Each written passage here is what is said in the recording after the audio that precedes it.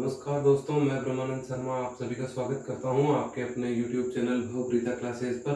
दोस्तों, अगर आप चैनल पर पहली बार आए हैं तो आपको चैनल सब्सक्राइब करना है और आपको अपने मित्रों को भी शेयर करना है इसका लिंक, ताकि ज़्यादा से ज़्यादा संख्या में वो अपने इस परिवार से जुड़े और जो यहाँ पर अध्ययन करवाया जा रहा है उसका लाभ लें। तो दोस्तों, हम इस सीरीज में राजस्थान के प्रमुख पुरातात्विक स्थल पढ़ रहे थे। तो कल हमने बात की थी आहड़ के बारे में, आहड़ सभ्यता के बारे में। आज हम दूसरे नंबर पर बात करेंगे कालीबंगा सभ्यता के बारे में। तो चलिए दोस्तों, शुरू करते हैं बिना समय को गंवाए। आप जल्दी से जल्दी जुड़िए और चैनल सब्सक्राइब जरूर करें दोस्तों। कालीबंगा सभ्यता की खोज 1952 ईस्वी में अमलानंद घोष के द्वारा हुई। तो हनुमानगढ़ जिले में ये स्थित है और अमलानंद घोष द्वारा 1952 ईस्वी में इसकी खोज की गई। सरस्वती या घग्गर नदी, दोस्तों प्राचीन काल में इसको सरस्वती या द्रष्टवती नदी के नाम से जाना जाता था और वर्तमान में घग्गर नदी के बाएं तट पर यह स्थित है। अर्थ है इसका काले रंग की चूड़ियां।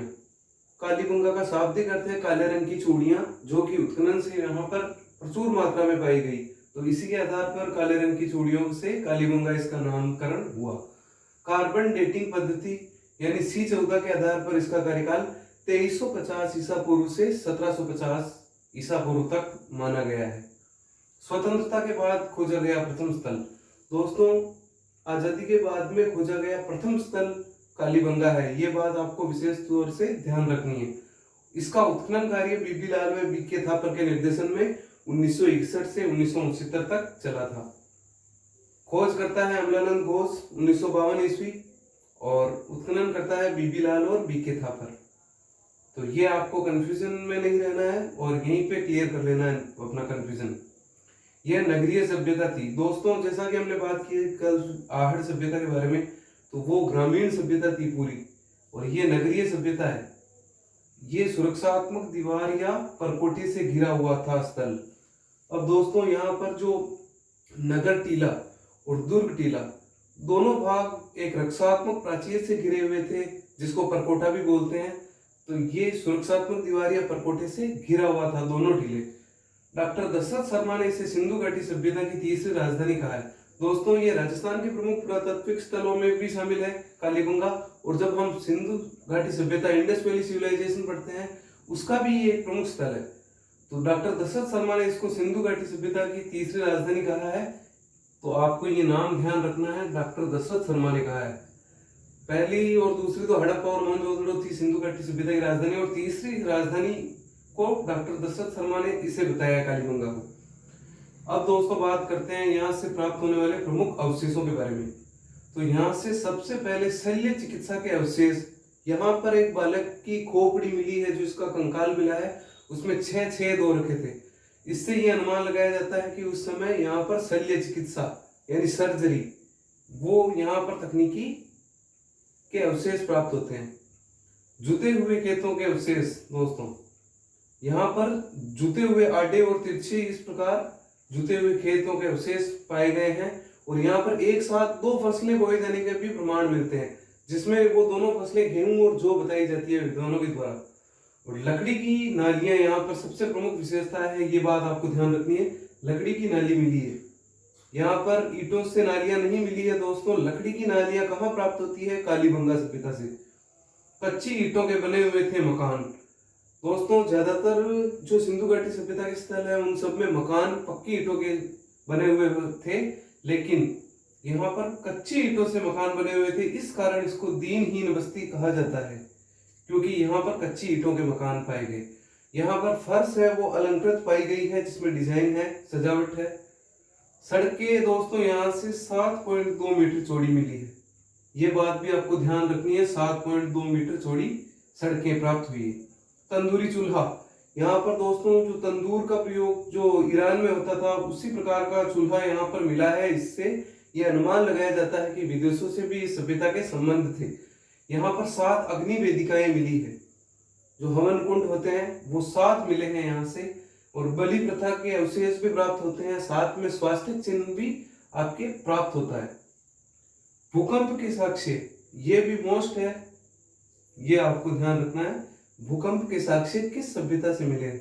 तो कालीबंगा सभ्यता से। युगल समाधि मतलब एक के साथ एक और दफनाया गया, स्त्री हो या पुरुष, इस प्रकार की समाधि मिली है युगल समाधि। शवों के साथ आभूषण भी दफनाए जाते थे, जैसा कि आहड़ में भी आपने पढ़ा था, कई जगह दफनाए जाते थे। कई सभ्यताओं की ये विशेषता है कि शवों के साथ वो आभूषण भी गाड़ते थे उस कब्र में। ऊंट व कुत्ता पालने के अवशेष भी प्राप्त होते हैं दोस्तों। यहाँ पालतू पशु के रूप में ऊंट व कुत्ता भी पाला जाता था। बेलनाकार मोहरें भी मिली हैं, जिससे फारस और ईरान से भी इसके संबंध होने के साक्ष्य का अनुमान लगाया जाता है, क्योंकि यहाँ पर बेलनाकार मोहरें मिली है, जो कि वहां की उन सभ्यताओं की विशेषता थी। धार्मिक भावनाओं का पता नहीं चल सका है दोस्तों इसमें।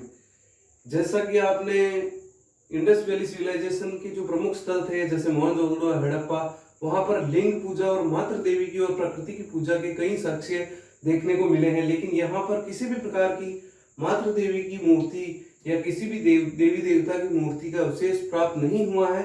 इसलिए ये अनुमान लगाया जाना बड़ा कठिन हो गया विद्वानों के लिए कि ये किस धर्म को मानते थे। इसलिए यहाँ पर धार्मिक भावनाओं का पता नहीं कर सके हैं विद्वान। उत्खनन से 5 स्तर प्रकाश में आए हैं दोस्तों। यहाँ से जो उत्खनन किया गया है, यहाँ से 5 स्तर प्रकाश में आए हैं, जिसमें से निचले 2 स्तर है वो प्राक हड़प्पा के हैं, और ऊपरी जो सतही 3 स्तर हैं वो हड़प्पा कालीन है। प्राक हड़प्पा का अर्थ ये समझ सकते हैं आप कि जो हड़प्पा सभ्यता विकसित अवस्था में या परिपक्व अवस्था में थी, उससे पहले भी यहाँ पर कुछ लोग निवास करते थे और एक छोटी सी सभ्यता थी। इसलिए उत्खनन में 5 स्तरों में से 2 स्तर तो प्राक हड़प्पा के हैं निचले स्तर, और 3 स्तर ऊपर के परिपक्व हड़प्पा कालीन सभ्यता के हैं। तो 5 स्तर, ये भी बात आपको ध्यान रखनी है, 5 स्तर प्रकाश में आए हैं उत्खनन से। इसके बाद दोस्तों सभ्यता का विनाश। सभ्यता का विनाश किस प्रकार हुआ है कालीबंगा का? भूकंप या भूगर्भीय व जलवायु परिवर्तन। विद्वानों के द्वारा यह अनुमान लगाया गया कि यहाँ पर भूगर्भीय परिवर्तन या भूकंप या जलवायु परिवर्तन के कारण इस सभ्यता का विनाश हुआ है। तो दोस्तों जो एग्जाम की पॉइंट ऑफ व्यू से सबसे मोस्ट इंपोर्टेंट बातें थी, इसमें से कम आपके 10 प्रश्न या 10 क्वेश्चन तो आराम से बनते हैं। तो दोस्तों ये जानकारी कैसी लगी आप लाइक, शेयर, सब्सक्राइब और कमेंट करके बताएं, और ज्यादा से ज्यादा संख्या में जुड़े दोस्तों। ये सीरीज एग्जाम की दृष्टि से बहुत महत्वपूर्ण है, क्योंकि ज्यादा समय न लेते हुए कम समय के अंदर आपको इतना कंटेंट जिससे क्वेश्चन बनते हैं वो सब यहाँ पर मेरी तरफ से देने का पूरा प्रयास किया गया है। तो आप ज्यादा से ज्यादा अपने मित्रों को भी इस चैनल में जोड़ें। और ये दोस्तों आपके एग्जाम के लास्ट टाइम के अंदर जब आपके पास इतना समय नहीं होता है थ्योरी पढ़ने का और ज्यादा डिटेल पढ़ने का, तो उस समय के लिए ये सारा कंटेंट बहुत उपयोगी है। तो दोस्तों जुड़े रहिए, रोज आपको नई नई वीडियो के माध्यम से ऐसी महत्वपूर्ण जानकारी प्राप्त होती रहेगी। थैंक यू दोस्तों।